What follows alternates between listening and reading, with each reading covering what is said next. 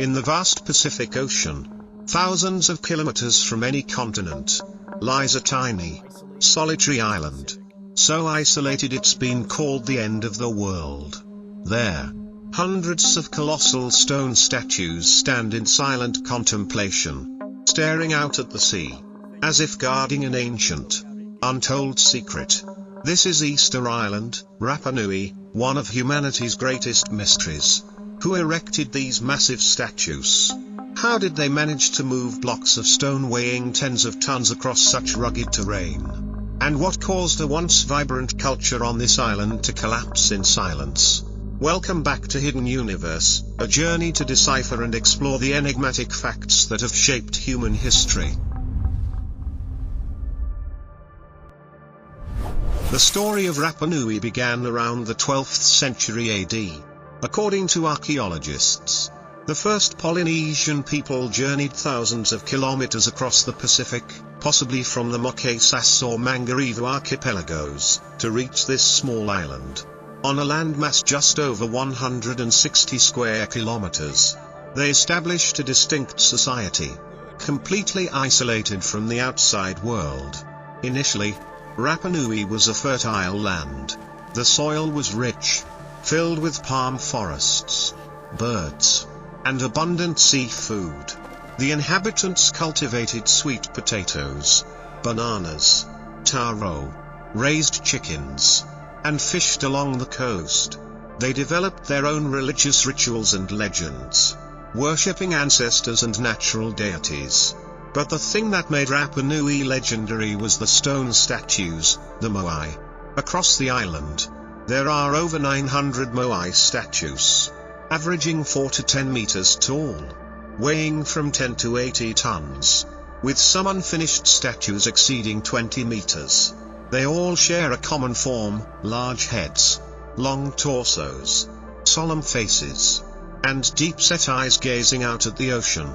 The Rapa Nui people believed the Moai were the embodiment of their ancestors, possessing the power to protect the community.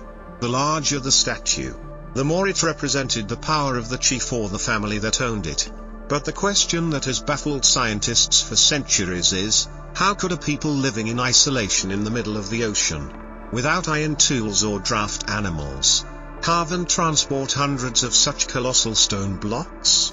The Moai were carved from volcanic rock at the Ranoaraku quarry in the center of the island, then transported tens of kilometers to the coastal ceremonial platforms, Ahu. One hypothesis suggests they used wooden logs as rollers to move the statues. But this leads to a paradox: to move hundreds of statues, they would have had to cut down most of the island's trees, a process that led to ecological disaster.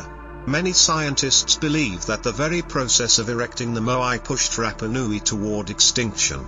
As trees were felled, soil eroded, birds disappeared, and the people lost their sources of food and materials. Conflicts erupted between the tribes, leading to warfare, famine, and social collapse.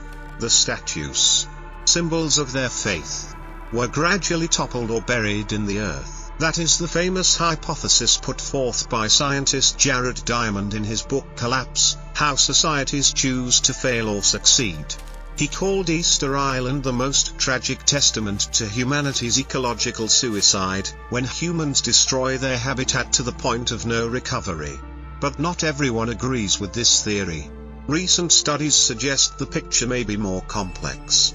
Some archaeological surveys show that Rapa Nui's palm forests had already begun to decline before the Moai were erected. Climate change, strong winds, and the introduction of the Polynesian rat may have contributed to the forest's inability to regenerate. There's even evidence that the Rapa Nui people did not decline due to civil war. They might have adapted by switching to growing sweet potatoes, building windbreak walls, and creating a sustainable agricultural system, which helped them survive for centuries despite dwindling resources. Another astonishing discovery came in 2012. When scientists found that most of the Moai statues didn't just have heads, they also had torsos buried beneath the ground. Many statues measured up to 7 meters from head to foot. These stone blocks were not only intricately carved but also contained ancient script markings on their backs, in the Rongorongo script, the only known written language in the Polynesian world, but one that remains undeciphered to this day. And the most miraculous thing, through studying erosion traces, it was discovered that the Moai were seemingly not dragged by wood, but walked. Archaeological teams recreated an experiment showing that with just ropes and a few dozen people, the statues could be rocked from side to move them along the path, much like walking. This perfectly aligns with the Rapa Nui legend, the statues walked by themselves. If true, this is not just an engineering feat, but a symbol of profound creativity and religious faith. But then, in the 18th century, the outside world arrived.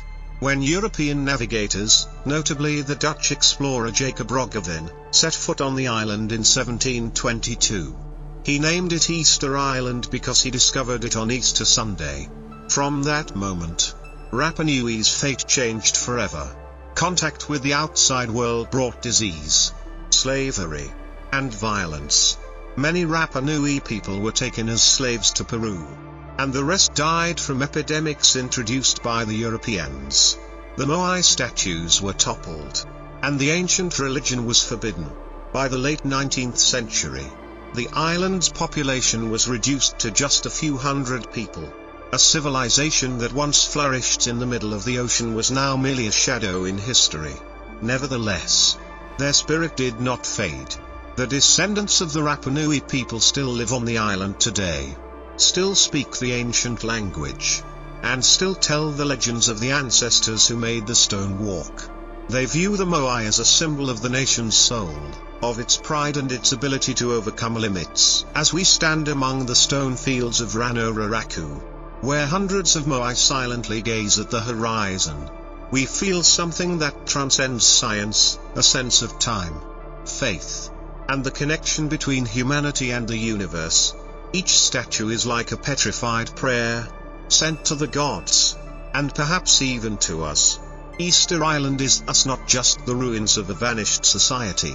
It is a mirror reflecting the eternal question, what happens when humanity stops listening to nature? When the desire to touch the eternal makes us forget our own limitations. Perhaps the Moai statues are not just looking out at the sea. They are looking into the future. And in those stone eyes, we see the very image of humanity, both proud and fragile.